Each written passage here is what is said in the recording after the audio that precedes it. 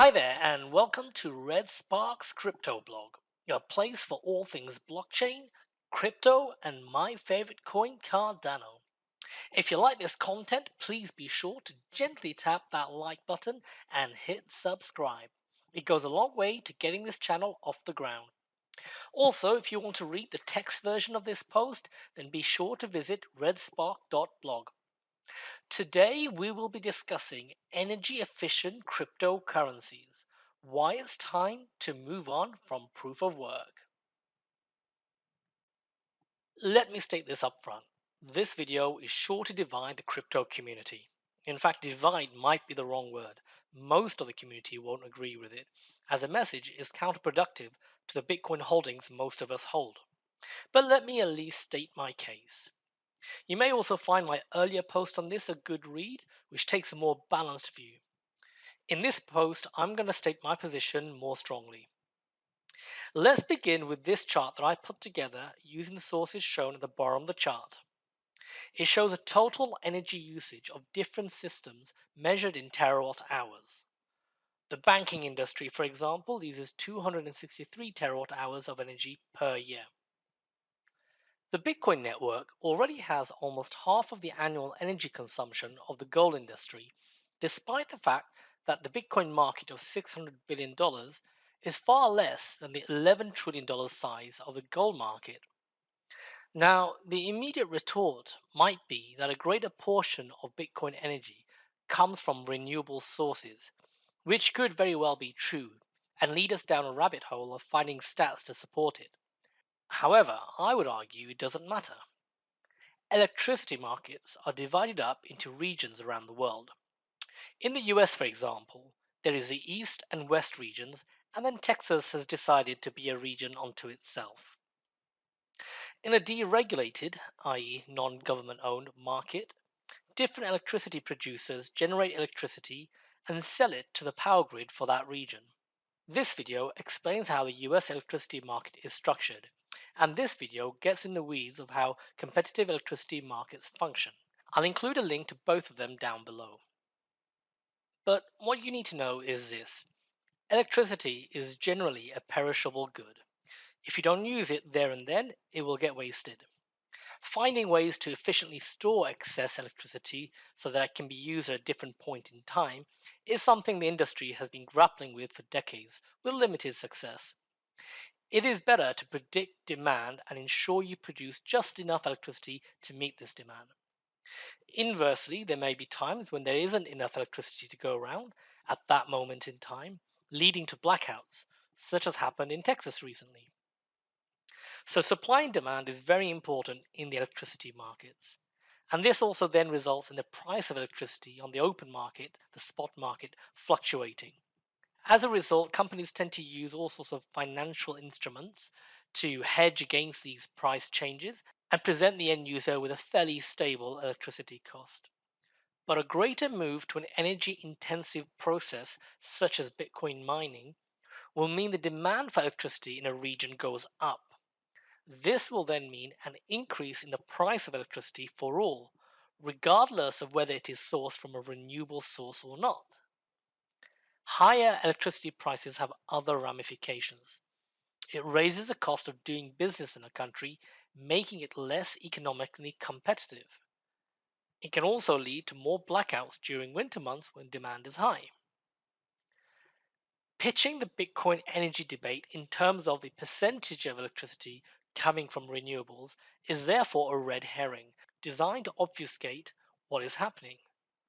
Rather, we should be talking in terms of reducing total energy demand as a primary goal, followed by shifting as much energy production as we can to renewables as a goal within that primary goal. So, getting back to the chart I began this post with, there is a solution already in place: proof of stake. For the uninitiated, cryptocurrencies can run on one of two different methods. There are other derivations, but these are the main two: proof of work or proof of stake. Proof of work, or POW, such as what Bitcoin and the current version of Ethereum use, incentivize power consumption. To put it bluntly, the more electricity you can use up per second to solve cryptographic puzzles, the richer you become. As a result, the computers used to mine Bitcoin have become more and more specialized, and over time, those that cannot keep up with the specialized hardware will drop out of the race, leading to a smaller and smaller group of relatively unknown and unregulated Bitcoin miners operating behind the scenes and having enormous power to influence the markets. This is partly why a lot of people celebrated when China banned Bitcoin mining, as up till then, a lot of Bitcoin miners were operating within its borders with no oversight. Proof of stake, or POS, such as what Cardano currently has and Ethereum is working on migrating to, incentivizes popularity. Instead of miners, we have what are known as stake pool operators in Cardano and validators in Ethereum, and they compete with one another to attract the most delegators. That's anyone at all that holds either Cardano or Ethereum. The more successful they are in doing this, the more money they can make, and then this money is shared out with their delegators as a reward for choosing them. In the case of Cardano, this results in a constant competitive tussle between stake pool operators to try and attract delegators such as yourself by offering them a greater share of the profit or donating to charity or other contributions to society. So, for example, my stake pool, Robot Stake Pool, donates 10% of our profit to an environmental charity every month. Now, some will argue that POS is newer technology that is yet to demonstrate that it's as secure as Bitcoin in practice over a long period of time. Cardano, for example, was only launched in 2020. However, IOG, Input Output Global, the company behind Cardano, have performed peer reviewed academic research to at least make the claim that Cardano is a provably secure blockchain. The crypto industry may wish to continue waiting to see how secure Cardano and other proof of stake blockchains are, but it should not be waiting indefinitely for fear of moving away from proof of work. Bitcoin holders often tout it as being a pristine asset, the top dog of all asset classes. Well, I'd argue that a Bitcoin centric view of the world, if we let it play out, leads to Bitcoin mining being the pristine use case for electricity. That you should first and foremost try and use electricity for Bitcoin mining and only use it elsewhere if you really, really have to. That to me is a logical conclusion of the electricity arms race that is Bitcoin mining. Blockchains like Cardano, with their alternative incentive structure built on game theory, are far more energy efficient and far more sustainable. In addition, a lot of them tend to offer additional advantages such as speed or smart contracts that I won't go into in this video. In essence, Bitcoin was a first generation proof of concept devised by the brilliant and anonymous Satoshi Nakamoto. But it is time we laid it and proof of work to rest and moved on to more energy efficient proof of stake blockchains.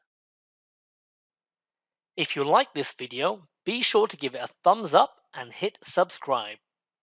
And finally, please consider delegating to our stake pool, Robot Pool, ticker Robot. We donate 10% of our profits to charity every month and raise awareness of ADA with every charity that we donate to.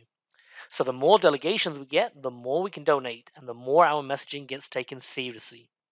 Okay, I'll see you in the next video.